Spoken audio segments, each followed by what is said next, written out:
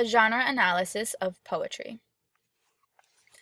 In this presentation, I will be discussing how to analyze a poem, the three main genres of poetry, different types of poems, literary devices, rhyme scheme, poem structure, examples of classic poetry and e-poetry, and any genre constraints. In order to understand a poem, you need to be able to analyze it.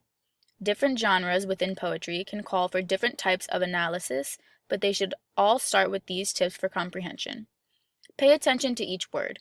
Since poems are condensed into a particular amount of lines, except for epics, but we'll get into that later, poets tend to be very particular and careful in their choice of words.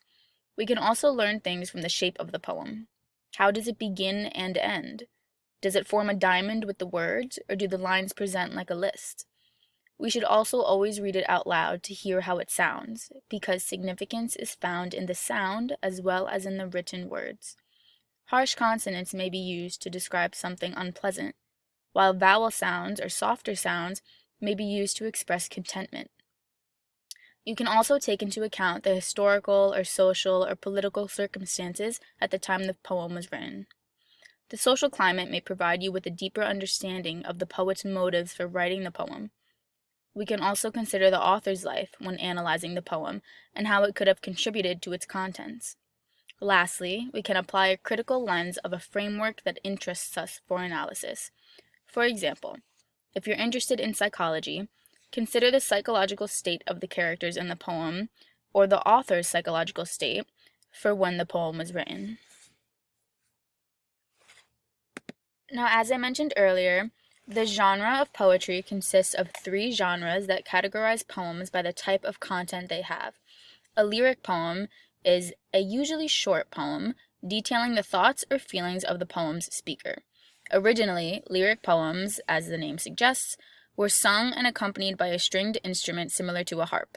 The most popular lyric poem would be the 14-line sonnet in which the poets express their thoughts and feelings about love, death, or other themes. Dramatic poetry encompasses a highly emotional story that's written in verse and meant to be recited. It usually tells a story or refers to a specific situation. This would include drama, dramatic monologues, and rhyme verse.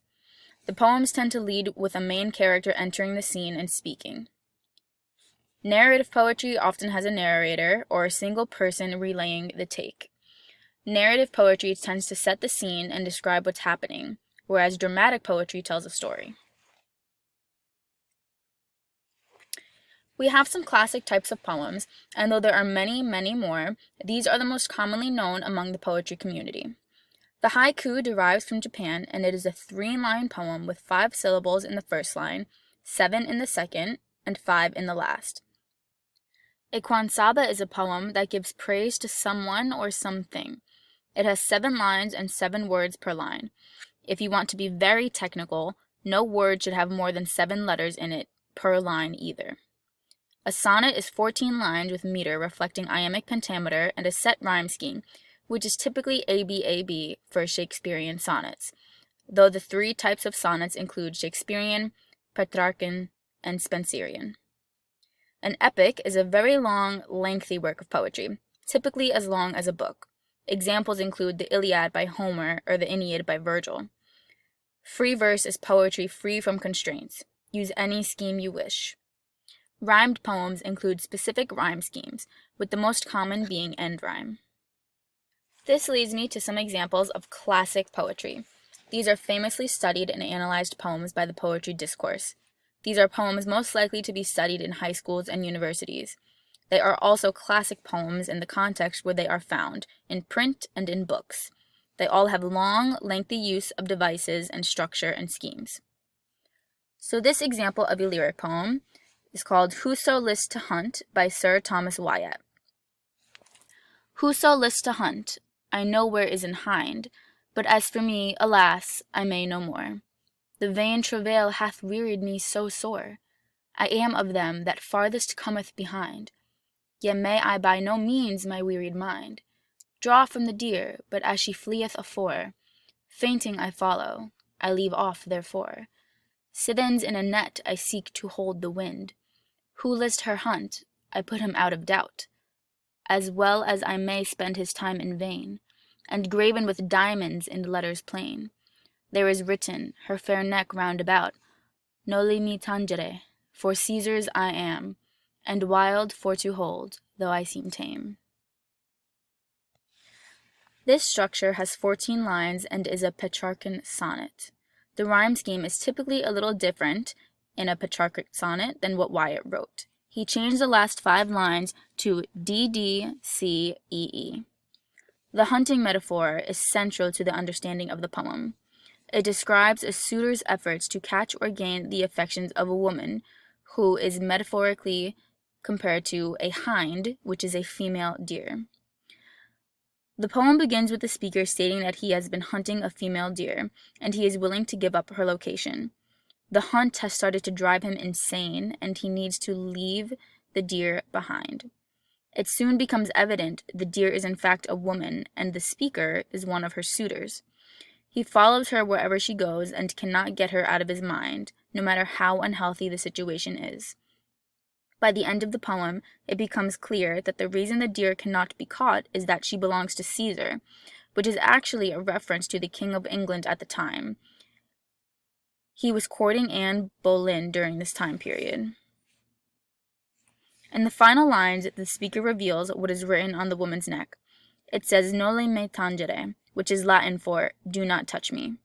This is a reference to a passage from the Bible in which Jesus, in John 20:17, says, touch me not, after rising from the dead. It also speaks to the current owner of the woman, Caesar. The deer cannot be caught due to the sheer power of Caesar's ownership over her. She is wild for to hold, or hard to hold on to, and perhaps dangerous, even if she seems to be tame. So we can see how, in this example of a lyric poem, the references to the Bible and the historical circumstances surrounding the time period of the poem are central to understanding what the poem is talking about. Our next example is of a dramatic poem. This example is an excerpt from Shakespeare's play, Romeo and Juliet. It is Romeo's famous soliloquy. There are many literary devices at play here. The metaphor compares Juliet to the sunrise. But soft, what light through yonder window breaks? It is the east, and Juliet is the sun.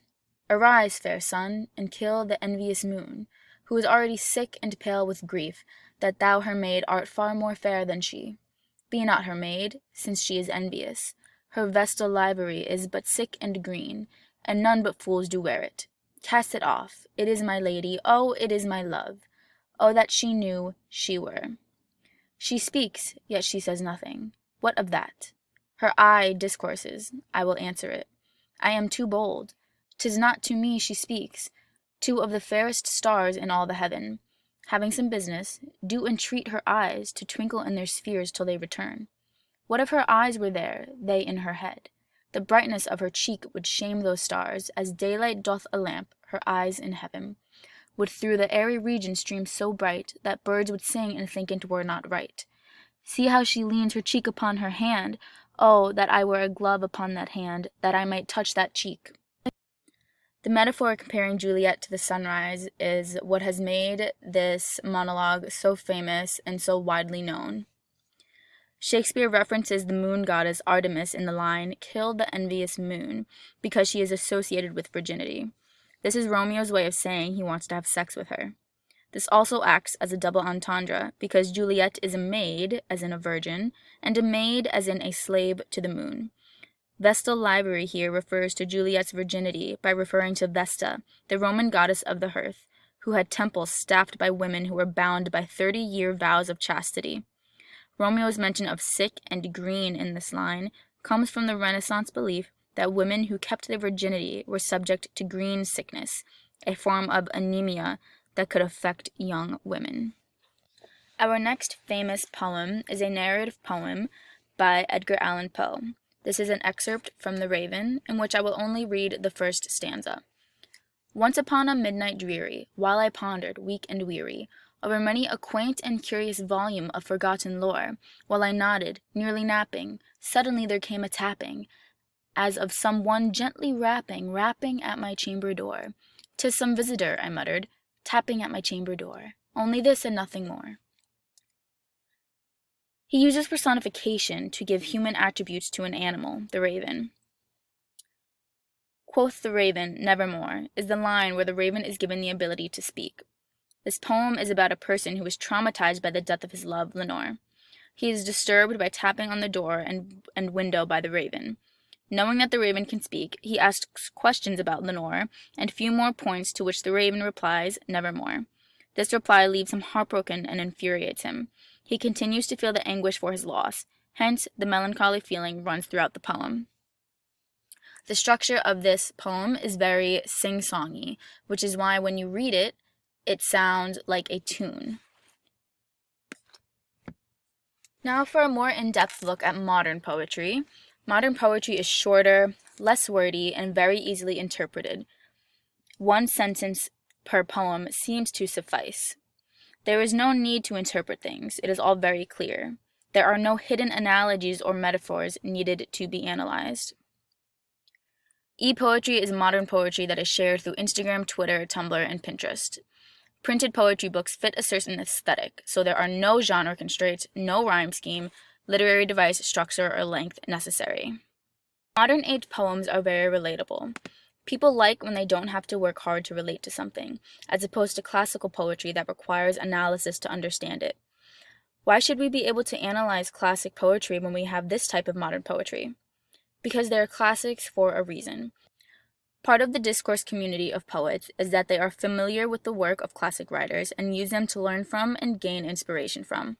So our examples of e-poetry include Rupi Kaur, who is a New York Times best-selling author for her printed poetry book, Milk and Honey. She also shares e-poetry through her Instagram. So these are poems of hers taken from her Instagram, and we can see the obvious comparisons between these poems and the classic examples we've looked at.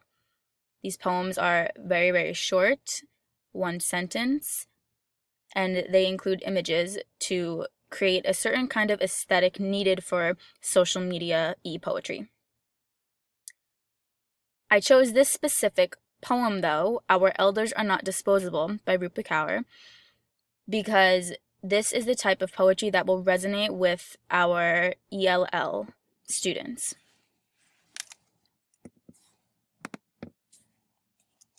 Other examples of e-poetry include Atticus. We can also see the aesthetic of his poems posted on Instagram. He also has printed poetry books, but the e-poetry is what gains him the followers and the recognition from people in order to have fans that buy his printed poetry books. Now, the importance of teaching poetry. I chose this genre to analyze because we at times suffer from an education landscape that dramatically de-emphasizes creative expression in favor of expository writing and prioritizes the analysis of non-literary texts. Poetry enables teachers to teach their students how to write, read, and understand any text. Poetry can give students a healthy outlet for surging emotions. Reading original poetry aloud in class can foster trust and empathy in the classroom community, while also emphasizing speaking and listening skills. People should learn to recognize this genre and how to interpret it because it is an art form that is beneficial for creative minds, for minds that need motivation. It is necessary for literary device purposes because this is where you will see most of them come into play, which will make you a better reader and a writer when you know how to use them and identify them. It also opens you up to literary devices you otherwise won't see in other forms of genre like ads and menus. English language learners can benefit from poetry as a genre by reading and interpreting powerful poetry about immigration, language, fitting in, culture, and all themes relating to the hardships, experiences, and benefits of integrating into life in America as a foreigner.